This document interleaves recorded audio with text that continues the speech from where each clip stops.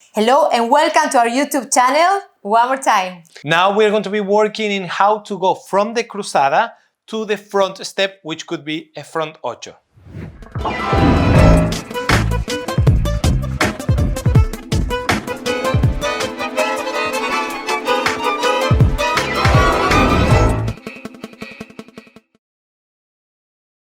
So here we are, let us show you. We're making a front step to the cross, uncross here and lead a front step. So what are we doing here? The connection in the torso, the relation we have with her upper body and mind is very important. So we as leaders, we need to bring her into cruzada, make sure she's in access, that's the second point, and rotate her while she's in access. After that, present her leg, and then we can move. We have to do a lot of things. It's not just a matter of arriving and pulling back to go. Yep? No. So let us show you very quick what we are doing here. When we are, let's arrive to the cruzada, correct? So one into the cruzada. I'm using my rib cage. We have another video explaining in detail the cruzada and the uncrossing in another video that you can find there. But here is how we uncross and go to the front step. Here's the thing, we need to rotate her. Before that, we need to change her body weight, correct? So we are doing this. For that, we are pulling a little bit from our left side. I'm in close embrace. So I will let my right arm slide a little bit as I'm pulling with my left. Look. Took. My arm is sliding at the moment. Yep. So from here, once we lower, we can present her leg. Yes, just a little bit is enough for her. And then from here, we can go to the front step. Good, for the followers we are doing, let's go to the same point. Back step for her, going to cruzada. Don't rush to step down with your left, ladies. Feel the floor with your toe. From the toe, you go to the ball of the foot.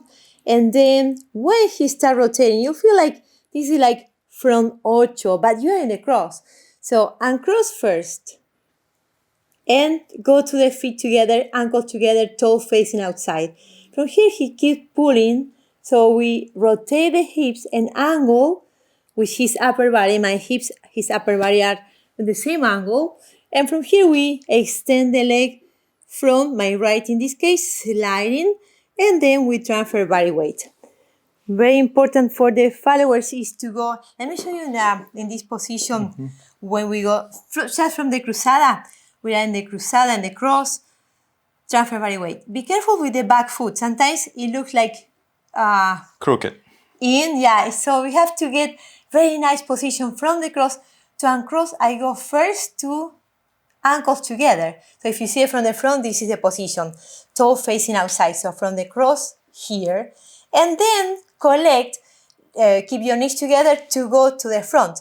So from the cross, feet together, position, and extending the leg to go from. This is very important to be very clean.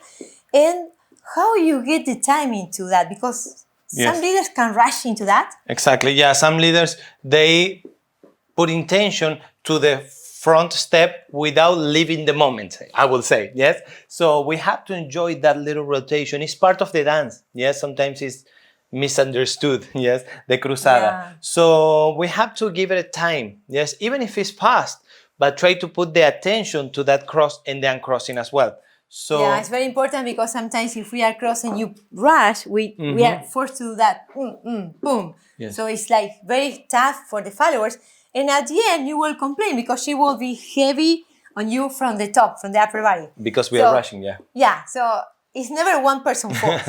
It's always both. So that's why we are here giving you a lot of details and lead for very specific moments on the dance. And something that we use, and it's very personal, is the style that we choose to use.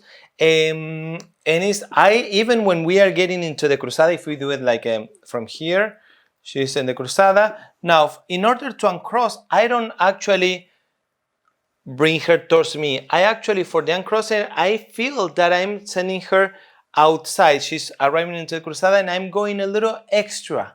That way I will make sure she's uncrossing, going extra, and then I can lower to go. Yes. That move is one of the most important that I feel from Leo. Yes. And if the other leaders can do that, it will be very nice because it gives us the advice that we are moving forward and crossing and not keeping moving backwards, but also is very nice for the feet position. I find that it helps you not to rush me. Yep. Yeah. So I make sure she goes in a way that allows my arm to slide. Yes. If I don't do that, she will tend to lean towards me and I will stuck with my arm. Let's Yes. show them Let us in rotate. open Yeah. position so they can see what we are talking about. Yeah, in open position, right? Yeah, so going to the Cruzada.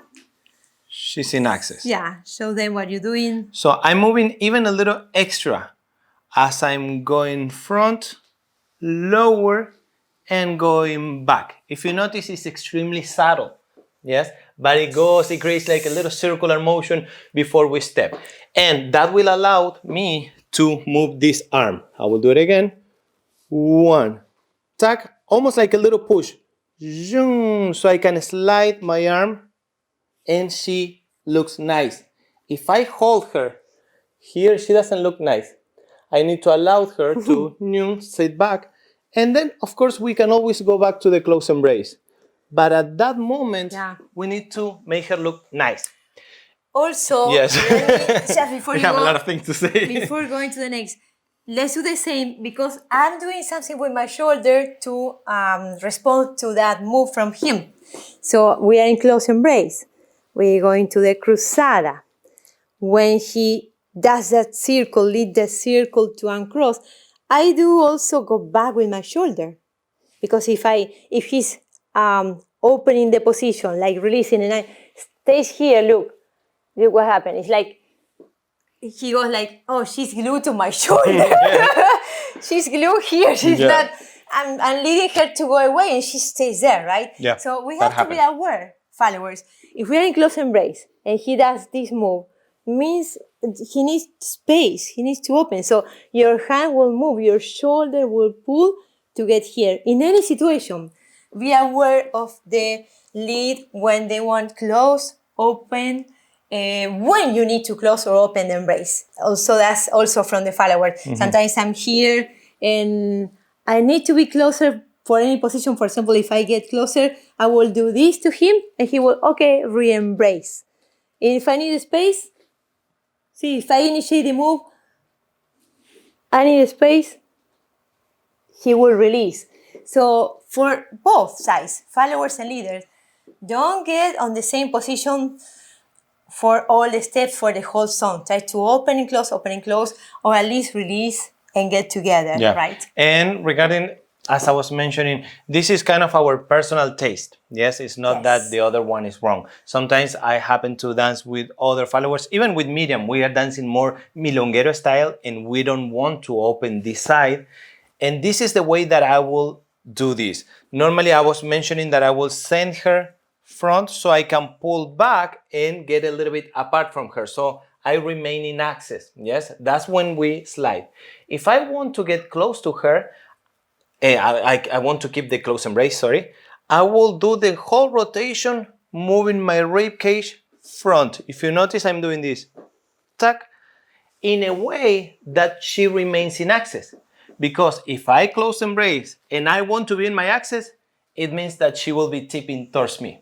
So let us show you that. That's very, very, very important tip. From this side, yes? So let us show you. Once she gets to the cruzada, look at my torso.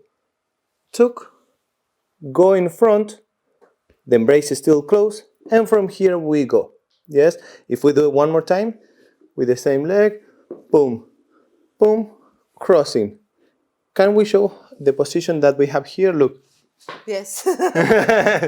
So it's supposed to be here. Exactly. So I'm the one getting closer to her to go. This is a quick tip for the leader. This is very important. When we do private lessons or group lessons, sometimes we start the classes with exercises like warming up, and we are doing moves like this. Case, yeah. We move, and the students say, oh, why they do that? This is jazz or contemporary. No, but in tango, we are using it. We're using it for these moves, for these leads to follow. We need the whole body to be flexible and moving. And what a good thing to be flexible doing tango, right? Because, you can use it to be healthy as well. Yes. So we really hope you enjoyed this video. If you did so, make sure to subscribe to the channel and check one of the videos here to continue your tango journey. And make sure to subscribe our website, Miriam Leonardo Tango, where we have what? Oh, we have our tango school. It's called Online Tango Training. We do a lot of courses and classes, 2 classes every week. Yep. Upload. And then we also do private lessons online. We look forward to seeing you in the next video. Bye. Bye.